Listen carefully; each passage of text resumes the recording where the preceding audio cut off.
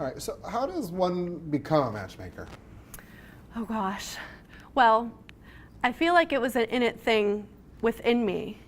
And I've matched multiple friends and family over the years. And the feeling that you get when you make someone that happy, it is like the best feeling in the world. So, at one point I'm like, you know what? I'm just going to give Susan a call and see if I can start this. And I did. So here we are. I know that success in love is like a hard thing to measure, but what would you say your success rate is? Susan has been in business for about 25 years, and she measures it at about 80% if you have realistic expectations. Okay. What should realistic expectations be? You should be looking for your equal. If you're not Tom Cruise, you shouldn't be looking for Jennifer Aniston. Success, looking for someone at the same success level makes sense as well. So basically, just your expectations should match your own, where you're at. How do I say that? Oh, Nat. I'll re-say that. Oh, yeah, you should want someone who is your equal so that your expectations meet who you're also seeking. Okay. Yeah, your expectations should meet who you are seeking. It should reflect who you are as a person as well, for the most success. So how much do you know about matchmaking? Do you know about like the history of matchmaking? Can we talk about that? The history of matchmaking, I learned about matchmaking through, of course, watching The Millionaire Matchmaker with Patty Stanger. Mm-hmm. And that was just, my favorite show. So I really don't go back further than that in learning, how she, work things. That's the LA version. Mm-hmm. We're the Pittsburgh version. So it's definitely a lot different, but. So when you're talking about matchmaking, it seems as though I would think probably the first matchmaking would probably be arranged marriages. That's not what this is. Absolutely not. We get to know our clients very well, and we get to know what they are looking for specifically. Our profile that we have them fill out probably takes a good hour. And in that, it includes. Sorry. Okay, should I start over? Yeah. Okay. What was the question? Oh yeah, it's not arranged marriages. Okay, yeah. It is absolutely not like that. We get to know our clients very well. We first have them fill out an in-depth profile. Takes probably about a good hour to fill out. And then we meet with them. We get to know exactly what they're looking for in a match. Our clients usually come to us because they're pretty selective, and selective for all different reasons, and looking for different things. And we really get to know what they're looking for, and we sought out and find that for them and make those introductions. How has online dating changed the scene? Online dating has really tainted, I think, the dating scene. Don't get me wrong, many people have met their matches through online dating, but a lot of the time people are dating online, I would think, for an ego boost. It's instant gratification. Someone's swiping left or right on them, and they're getting that instant gratification. So a lot of times they're not even in it for the right reasons. Sometimes they're not serious about dating.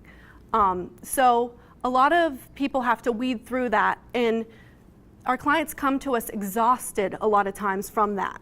So we try and give them a better experience. We vet through all the clients and really get to know, like I said, what they're looking for and do the work for them. What's it cost to have a matchmaker? The cost ranges. Because we work with all professionals, our cost ranges from about $3,000 up to $25,000, depending on how selective you are. All right, so I walk into the matchmaker office. I say, matchmaker, make me a match. Mm-hmm. What happens next? Okay. What we do is we have you fill out a profile, like I said. And in that profile asks you about yourself, physically, spiritually, what you do for work, all those details. And then we get to know you that way. And then we meet with you in person. And we go over all of that to really get to know you as a person. We explain our services and how they work, so what you expect from us. And then we just see if you're a right fit for us. And So you don't accept every client that walks in the door? well, you have to be a professional. You have to be in it for the right reasons. And all of our clients are in it for the right reasons. And you have to have that level of professionalism in you for our clients, or else, we want to be able to match you effectively. We want to be able to provide for you. You mentioned the right reasons. What are the right reasons to go see a matchmaker? You want to be in a committed relationship. You want to find that person long term. Why do you think, 2019, the divorce rate totals between 50 and 51%. Why do you think that's the case? That's a good question. That's a really, really tough question. You don't have to answer if you Yeah. don't know. I just feel like I would think it's a lot of factors combined. One, it's become maybe the norm. So it's normal to give up. Love isn't perfect. But if you're committed to someone and you accept that person, their flaws and all, for most reasons you should be able to make it work, in my opinion. What qualifies someone to be a matchmaker? I think you have to be very in tune with people. You have to really understand and be a good judge of character right from the get-go. And you have to learn about people really fast. So a connection, I would say, has to be, one of the main qualities that you have to have. And I think I connect with people fairly quickly and can get onto their level of, what they're looking for in a person. And it's just a vibe too that you get from someone. You get vibes, and I'll have a client, and as soon as I see them, someone will pop in my head, and I'll be like, oh, this person for this person, and I'll have this strong gut feeling about it. So I don't think that happens with everyone. So if you had to define love, how would you define it?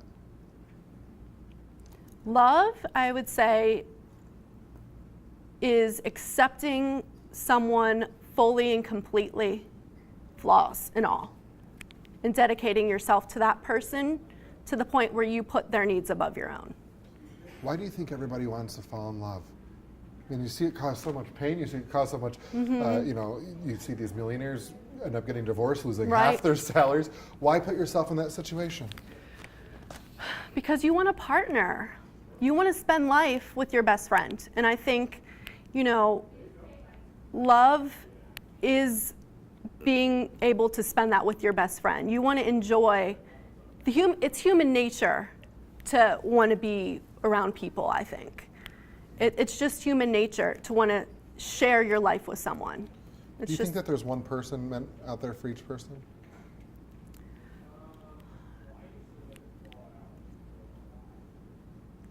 That's a good question. Do you think there's a soulmate? Is there one person out there, or do you think we fall in love with somebody, or do you think there's somebody that's meant to be with us, or both? I can go back and forth on that. Yeah. I do think that, your life circumstances put you in certain places at certain times. And I do believe, in soulmates. I do believe that. I don't always believe that happens to be your spouse at the end, but I do believe in soulmates. Do you believe in love at first sight? I believe in lust at first sight. At first it's a physical thing. It really takes a long time to get to know someone, years, to really fully get to know a full person, to know if, that's that one person that you want to commit yourself to in love. Looks fade, right? True. You have to get to know the person. What do you think the key, how long have you been, I noticed you have a wedding. Yeah. And how long have you been married? It'll be 8 years in May. How did you and your husband meet? My husband and I met when we were 3 months old. What? Yes. How did that happen? Our moms worked together at Bell Telephone, and I lived in Fort Lauderdale, Florida, and he lived in Pittsburgh, Pennsylvania. and they came down to visit us in Fort Lauderdale for a week, and that's when we first met. I was a baby, and he was holding me on his lap. It's a crazy story. It is a crazy story. Crazy. How did you guys reconnect? We reconnected when I was in grad school. It was actually an unfortunate situation that reconnected us, but it was meant to be, and we know that. So, do you think that your relationship with your successful relationship with your husband helps you be a better matchmaker?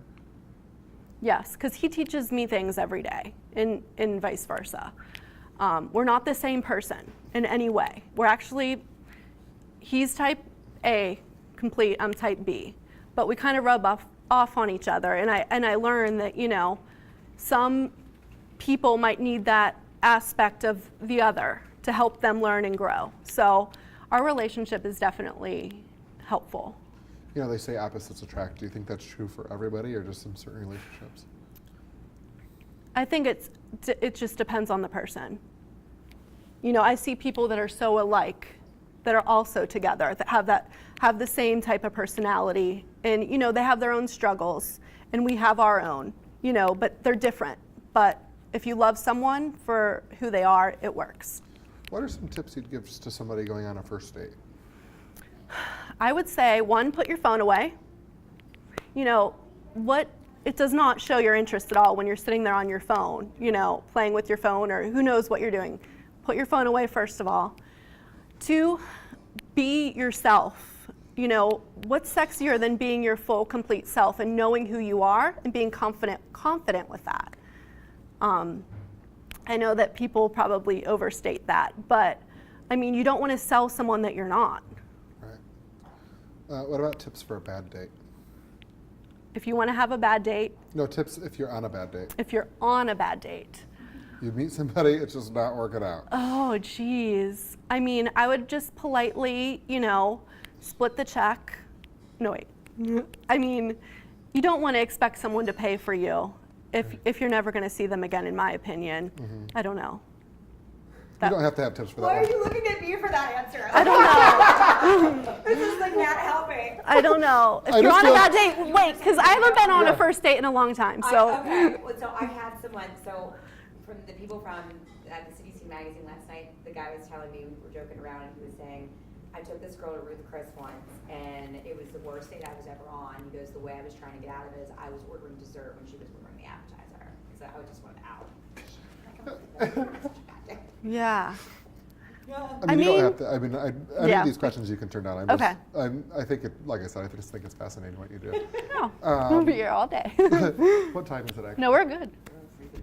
Okay, we'll do a couple more questions. So we're talking about matchmaking, and what about? So you had tips for a first date. What do you think what are your tips for making it a long-lasting relationship? What about date 2, 3, 4? Yeah. Whatever. You want to keep that constant communication going, letting them know you're interested. It's very easy to lose interest in someone these days with the online technology aspect of things, you know, where it makes you think that there's so many options out there when there's not. But, you know, that constant communication, I think, is a large part of letting them know you're interested. Do you think that, what about like deal breakers? Like I know some people, like if they're not willing to have kids, if they're not willing to this, and before you know it, they have a whole clipboard of things that that they think, you know, whatever. So everyone has deal breakers, everyone has red flags. A lot of times it's from their past dating history that they don't want to repeat. But there are very important things that I don't think you should bend on. And then there are some things that should be flexible. You know,